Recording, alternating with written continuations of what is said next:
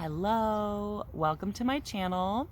Today I am going to do a video on something that I think is very fun and a little bit lighter topic than I sometimes go into, which is a show that I have been watching for a long time and I love, which maybe you also love, called Curb Your Enthusiasm.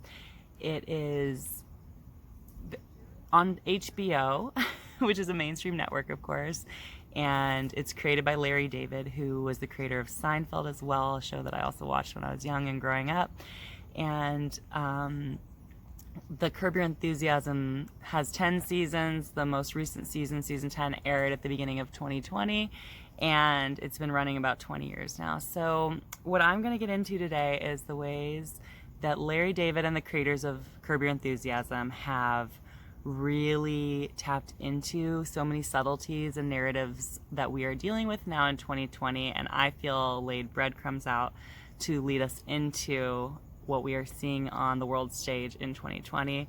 And if you aren't a fan of the show, maybe you'll watch this particular season once you see this video, but I'm going to highlight many different ways, especially in the first episode. I'm not going to go through every episode of the show, it's just going to be too long, but how Larry David and the creators and the characters reinforce the narratives and the paradigms that we see being pushed through many mainstream media outlets that are not, typically viewed as entertainment, but more news media outlets and things like that. So I have some notes here. I took some quick scribbles as I was watching the season to help keep my mind straight on everything that is happening. And I've added to these as I've watched the narratives unravel in the news, in the media, over the last several months. So the first air date for this season was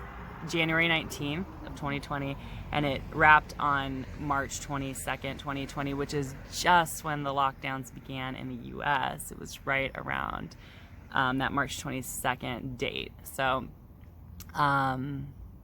when the show first aired, the pandemic wasn't really it wasn't called a pandemic yet, I don't believe. It was just, a novel virus is just starting to come out into the world, and they're starting to identify it. So obviously this season was written and recorded, way earlier than all this. So let's start with the very first scene. It starts right away with Larry and Leon Black walking down the street having a conversation.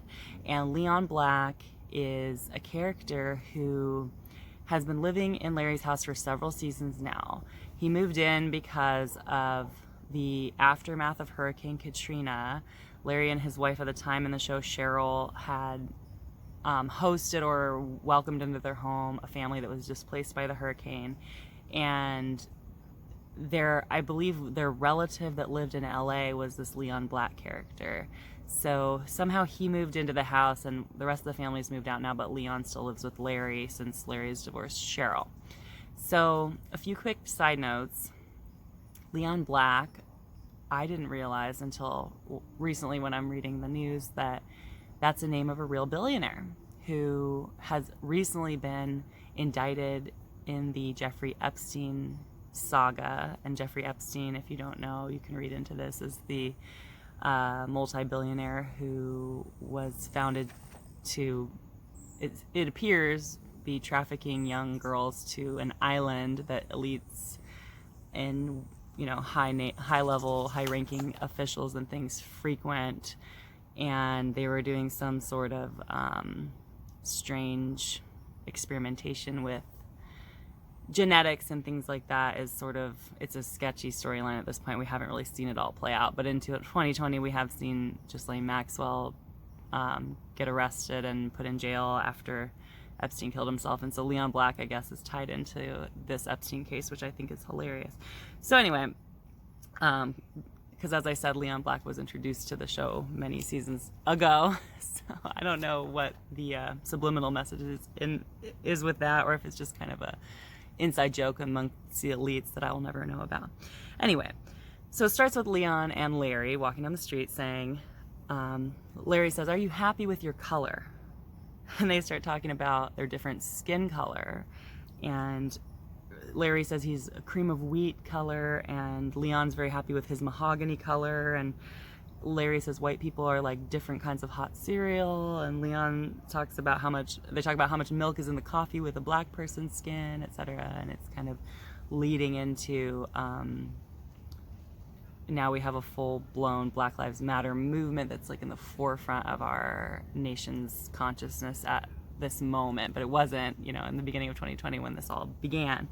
So it goes into the next scene where Larry starts to shame a woman named Randy, who he's run into at the gym, who's a friend of one of his close friends. And so, of course, Randy, the name itself is like, Randy's a slang name for horny, right? So right away, the chauvinism begins where Larry is making rude comments to this woman because he is overtly chauvinistic throughout the entire show. And I mean, throughout all of the seasons, right? So Randy, the character, is running on a treadmill while she's quite obviously pregnant, like maybe 8 months pregnant or something.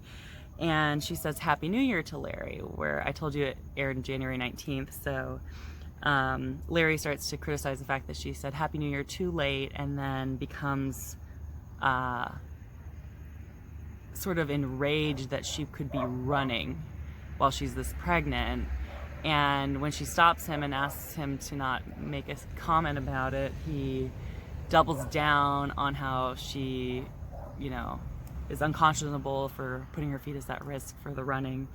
And he starts suggesting names for their son, that she's pregnant with. And she mentions her husband is African American, which is contextual for which name they might choose. And he says, Do you like saying that? And she says, What do you mean, do I like saying that? Do I like saying he's African American? Yeah, do you like saying that? And she says, Does it change your opinion of me? He says, yes and no. So immediately within the first 10, 20 minutes, we are sucked into the race narrative. I mean, that's all anyone's talking about, and that's all of the focus of the joke other than the underlying chauvinism of the show, right? So later on in the end of that first episode, Larry sees her drinking coffee at a coffee shop, which is a running theme throughout the entire season as well, and says to her, or again, jumps into the fact that like she's killing her baby for drinking coffee, right? So one thing after another, reinforcing a narrative that men should have some sort of say over women's bodies, and how women can't be trusted to be in charge of their own bodies, essentially, is what he kind of continues to project. And I realize that this is a satire, so he's trying to make himself look overtly chauvinistic and like an asshole. I mean, everyone in the show gives him that feedback. However, the repetition of the subconscious programming is something that seeps into our paradigms, whether or not the context of it being sarcastic or within the vein of comedy is there. When you're repeating concepts over and over and over, your subconscious keeps it as a lens you're looking through that, is somehow in a very important point of a conversation. So later on in your life, when you're considering whether or not to latch onto a particular storyline that's presented, the subconscious programming is already in place for the importance of that topic, regardless, like I said, if it's sarcasm or satire. So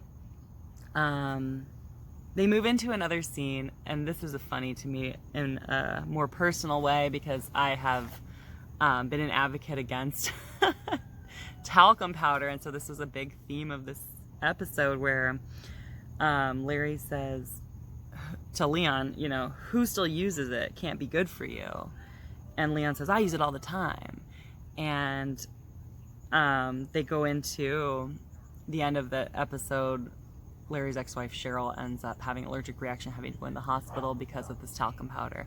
So right now, Johnson & Johnson is actively developing a coronavirus vaccine, and they are using, I think they were given like $1 billion of taxpayer money. That sounds like too much, but some enormous government grant to develop this vaccine right now. Okay, it's October of 2020. So Johnson & Johnson has been involved in many lawsuits over the decades-long sale of baby powder, talcum powder, and it's been found in trials several times now at this point that they knew there was asbestos in the talcum powder and it's causing cancer, and they've had to pay out. The last time I read about a settlement was in May of 2020. It was a $2.1 billion settlement, but that's not what they actually end up paying out, I don't believe. I think that's just what the court settles at, and then in the end they pay out something that's, you know, more in the hundreds of millions of dollars or something like that. So Johnson & Johnson now has stopped selling this talcum powder and the baby powder product, but they still don't really admit that it was problematic. They said they stopped selling it because of the bad publicity. So it is still a very important point as far as how much faith the population, the public, has in their particular company, and how much credence the government and the leaders are giving towards their ability to care for human health. I think it's a really interesting that Larry is kind of pointing all this out. So Cheryl has this reaction to talc powder, and that leads into more chauvinist behavior from Larry David. But anyway, we'll move on to the next topics of my little notes section here, where Larry uses a MAGA hat to repel people from interactions. So it's almost like he uses Trump support as a ruse for his own version of social distancing in this episode.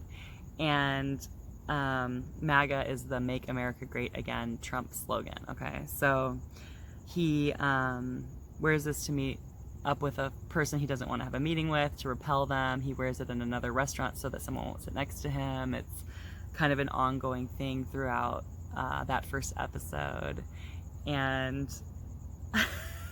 it's like the social distancing without the mandate. His producer Jeff talks about how he would never golf with a Trump supporter, can't be around him, just can't be around him. So the subconscious programming again of like how despicable Trump supporters are is being heavily driven through this show. Okay, so then he goes into a scene where he's with his assistant in his office, and she has a tattoo on her body, and he says something like, "Why didn't you put it on your ass?" And then he uses her shirt to clean his glasses. Again, kind of overriding her own jurisdiction of her body by criticizing what's on it, and then not respecting her wishes, which is to not use her clothing to clean his glasses. I mean, it's absurd at this point, right? And she ends up filing a discrimination lawsuit later. So once the discrimination lawsuit's in full force, Larry then assaults accidentally a waitress at a party because he keeps chasing her down for the pigs in the blanket appetizer, and she thinks he's interested in her, ogling her, and then eventually he accidentally touches her breast when they're having a conversation. So it escalates.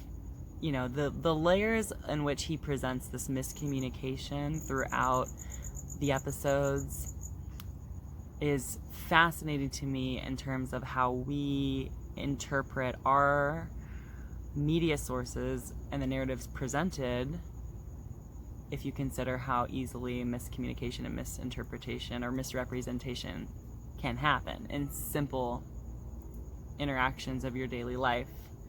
And then you can imagine on a mass level what how things can be spun. I mean, it really can just grow exponentially from there. So throughout this episode, Jeff, his producer, gets accused several times.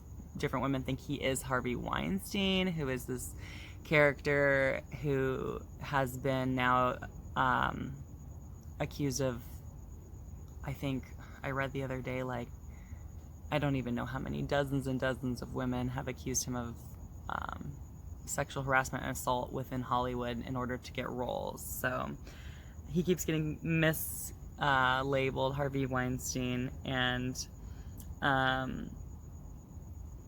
there's a scene where Larry is doing a ventriloquist act with Cheryl on his lap, and it just shows Cheryl as the dummy who's being controlled by the man. And at the end of the little act, they're supposed to kiss, and they used to be married, but they're divorced now. So Cheryl's boyfriend is Ted Danson, and he's in the group, and he says, "You better not kiss her because she has a cold." And then they kiss anyway. And later on within the season, Larry David meets Laverne Cox at an event for, I don't remember what the event was for. I want to say it was from some kind of awareness.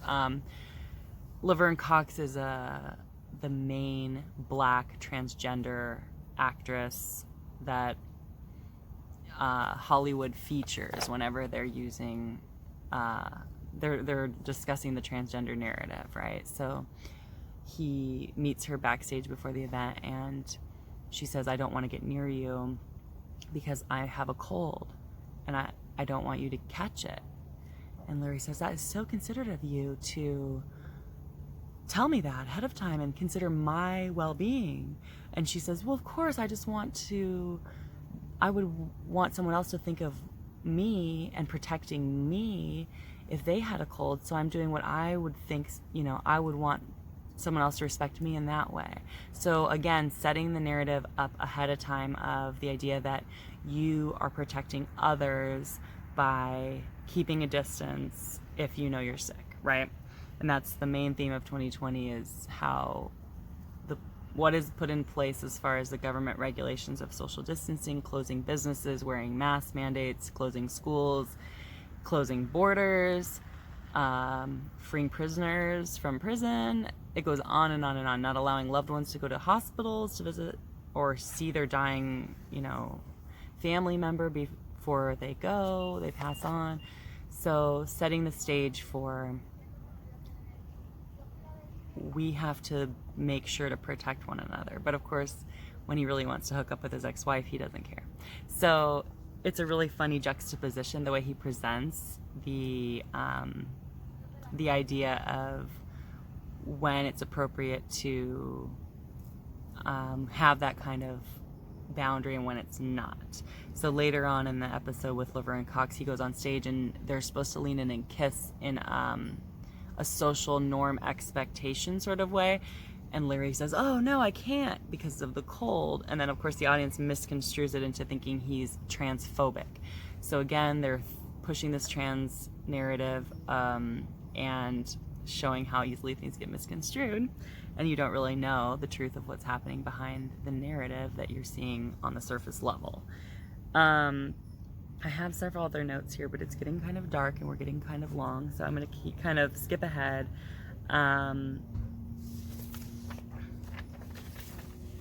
With the cleaning his glasses piece, he cleans his glasses when he's in bed with Cheryl after they have sex, after the evening that they spent together at the party, just like he's cleaning his glasses on his assistant's shirt. So to me, I took that to another level of 2020 vision and making sure your perspective is clean. He seems to sprinkle that one through. He says at one point, "I don't like to leave the continent," when someone was talking to him about travel. So that preempts our border closures we're in the middle of at the moment. You can't leave. Cheryl even says later on in the episode, "I can't believe you kissed me when you had a cold," to reiterate that that is a huge risk. Larry at one point mentions Ethiopia being a shithole country, and of course that is a dig at Trump, because at one point throughout the last couple of years he called some countries shithole countries where we don't want immigrants coming in from. So he's reinforcing that subliminal message of anti-Trump narrative, right? So at one point when he's wearing that Make America Great Again hat, he pulls up next to what the Hollywood would have us believe is a stereotypical Trump supporter, which is a man on a motorcycle, a white man, swearing and acting tough and angry, and he starts giving Larry a bunch of attitude because he's offended by something he's done, so he puts the MAGA hat on, and then he's like, oh, it's copacetic, it's all good, no worries, just be careful next time, such and such. So again, reinforcing this like white supremacy, male, chauvinistic attitude of, I suppose, what you see now in the society starting to dismantle, and people are really talking about these topics on a regular basis in the forefront of what's coming up with this election and what we've seen over the last several months of these police brutality towards Black people, and working on a narrative that we must somehow dismantle the white supremacy that has been plaguing our society for, I don't know, hundreds of years since slavery. So, let's see. Okay, got some lights on now. I'd like to end with a couple other little points about this show that I think are more serious or interesting on a personal level for the characters or the actors. So, okay, what I was just finishing up with though on the last segment that I recorded was the idea that he uses the word climate a lot in terms of referring to the Me Too movement. And it's kind of like climate change. It's like the climate has changed. In this climate, we have to be very careful, move very slow, step easy before making any moves, because you never know kind of who's gonna accuse you of sexual harassment and take you into a lawsuit, like he's in the middle of it with his assistant in the show. So I find it an interesting use of terminology. It's constantly this climate, this climate, this climate, and the climate is something we are constantly seeing in the scientific media community about climate change and this impending apocalypse narrative, essentially, that the climate is all being destroyed by humanity and there's no hope unless we get the carbon numbers down, etc., etc. I'm not going to go any further with that really, but I just found that to be, it was triggering. So there's one other piece of the season that this was like the cherry on top for me, was the scene where Larry, I think it might be episode 2 or 3, where Larry and Jeff are going to the movies, and they go to a theater, and Ted Danson, who plays, like I said, Cheryl's boyfriend, Larry's ex-wife on the show, Cheryl's current boyfriend, Ted Danson is starring in this film as Robert E. Lee. So it's called Lee, the film that he's in, and he's the star, he's Robert E. Lee. So in the theater, there is a cardboard cutout of Ted Danson standing in his role as Lee. And Larry becomes enraged and impassioned because he wants Cheryl back, and he's upset that Cheryl's with Ted Danson. Ted's one of his friends anyway, and he says earlier in the season, like, what kind of a guy would, date your ex-wife if he's your friend and stuff. So he gets angry, and he goes and he tears down the cardboard cutout of Lee. It's like a Lee statue in the theater, and he tackles it and he pulls it down, and then at the same time he like elbows Jeff in the face, his manager, and knocks him down. I think gives him a bloody nose. So it's not maybe 3 or 4 months later, as these Black Lives Matter protests and demonstrations have been ignited through the media narratives that we're seeing of police brutality against Black people, that some, if you're not following all of these narratives, I'm not going to get too detailed with it at the moment, but a group of angry people went to a statue of Robert E. Lee. This happened in real life, and took down the statue with ropes, or I don't know how they did it. They took it down, and it prompted President Trump to sign a declaration that anyone who takes down, some kind of historical monument statue like this that hasn't been given a permit to do so will go to prison for 10 years. So I don't know what kind of looking glass technology Larry David has that he could see ahead of time the Robert E. Lee statue being taken down and being a